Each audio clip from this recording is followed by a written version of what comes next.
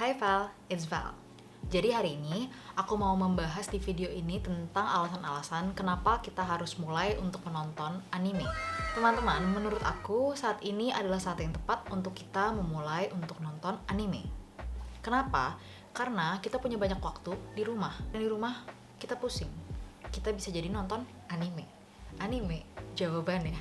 BTW sebelumnya subscribe dulu. Dan langsung saja kita mulai. Kenapa kita harus nonton anime? Sebelum kita mulai, aku mau cerita dulu. Jadi baju yang sekarang lagi aku pakai, yes betul, ini adalah bajunya Luffy di Dressrosa Arc. Aku dapat ini dari Tokyo One Piece Tower.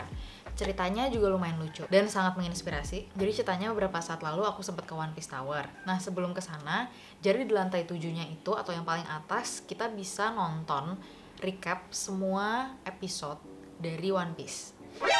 Saat itu aku nonton One Piece masih bolong-bolong. Jadi aku pikir gila ya kali deh gue kena spoiler.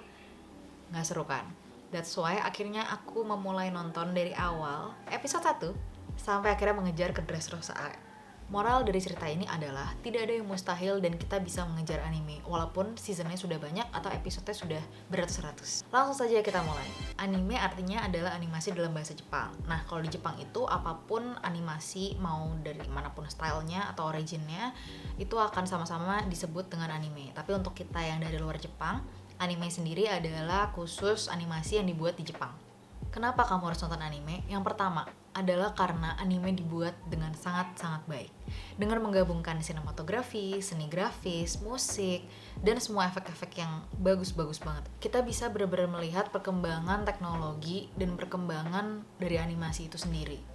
Masing-masing punya style, karakteristik, dan cerita yang berbeda-beda. Selain ngomongin misalnya tentang perkembangan zaman, contohnya dulu Cowboy Bebop itu tuh hand-drawn atau digambar dengan tangan. Kalau kita lihat sekarang, film-film yang didirect oleh Makoto Shinkai itu sangat-sangat memperlihatkan detail dari lighting, dari kayak gambar-gambarnya, detail-detail di belakang orangnya, selain orangnya itu sendiri. Kayak kita bisa nonton dan merasakan apa sih maksud tersirat dari scene ini misalnya.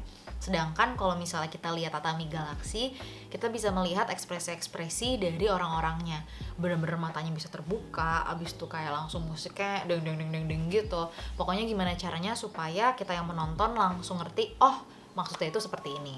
Jadi banyak banget stylenya. Selain itu menurut aku plot atau ceritanya tuh sangat-sangat menginspirasi dan relatable surprisingly. Contoh karena aku suka One Piece, kakakku akhirnya waktu itu nonton lagi.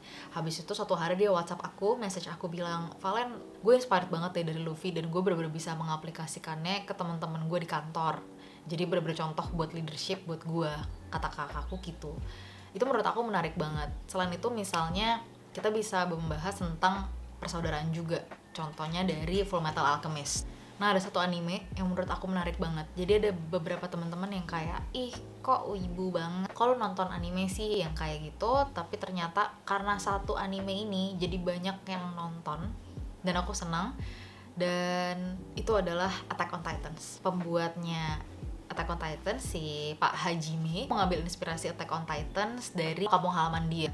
Menurut aku itu menarik banget sih, karena selain kita nonton untuk entertainment, kita juga bisa tahu culturally atau inspirasi-inspirasi balik anime tersebut.